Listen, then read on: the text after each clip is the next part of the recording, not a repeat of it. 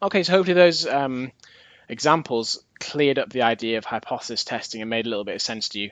Do have a look over them again and make sure you understand the ideas of the null hypothesis, the alternative hypothesis, significance levels, critical region, and acceptance region.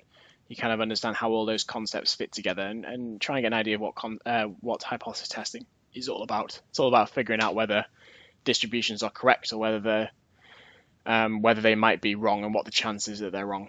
So let's have a look at an exam style question.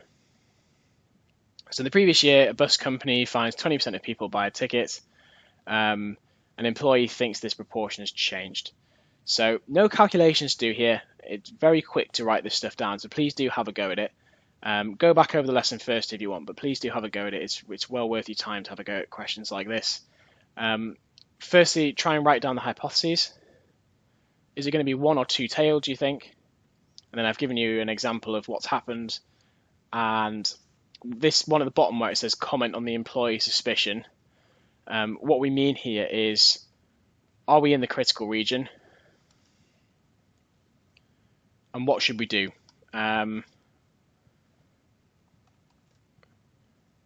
Should we accept or reject the null hypothesis? Okay, that's what we're really asking. When it says comment, that's the comment we want to see. Exam questions often phrase it like this. What they want you to say is, should we accept or reject H naught? Is there enough evidence to reject it? Or is there insufficient evidence and we'll accept it for now? Have a go at that question now, and I'll go through the answers in a few seconds.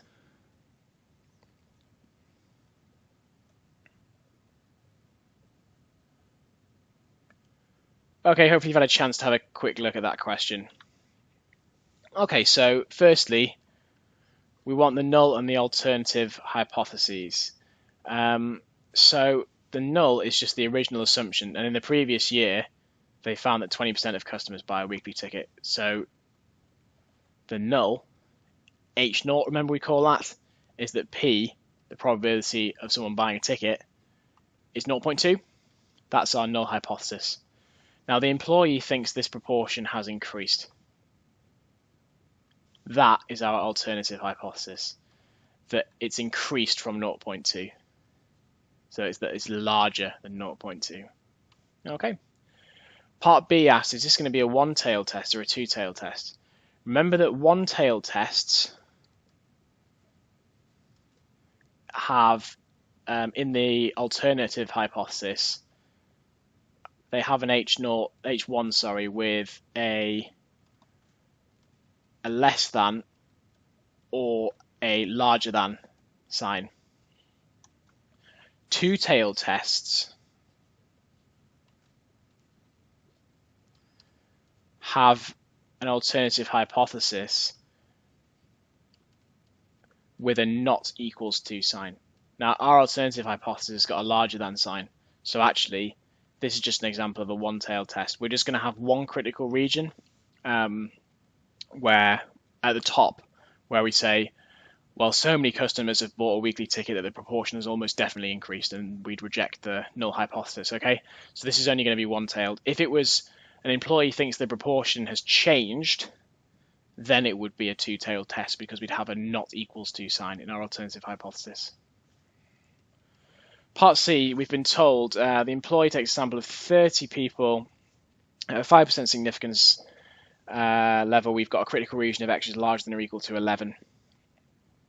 So our region looks something like this. So we've got 30 people that we ask, and the critical region is up here. Anything larger than 11 or larger than or equal to 11 is in the critical, and this is the acceptance down here.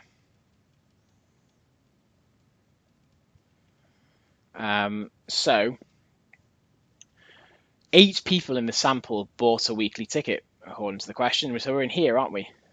So actually we're in the acceptance region, okay?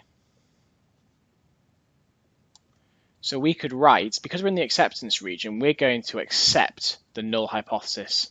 We're going to accept H naught, okay? The other thing we could write is there's insufficient evidence. So yeah, we can write there's insufficient evidence to reject H0. Okay, so we haven't got enough evidence that it has changed. The employee's got a suspicion, but there's not enough evidence to say there has. It's because we're in the acceptance region, so for now we're going to accept H0 and say there's insufficient evidence to reject it. Okay, hopefully that all made sense to you.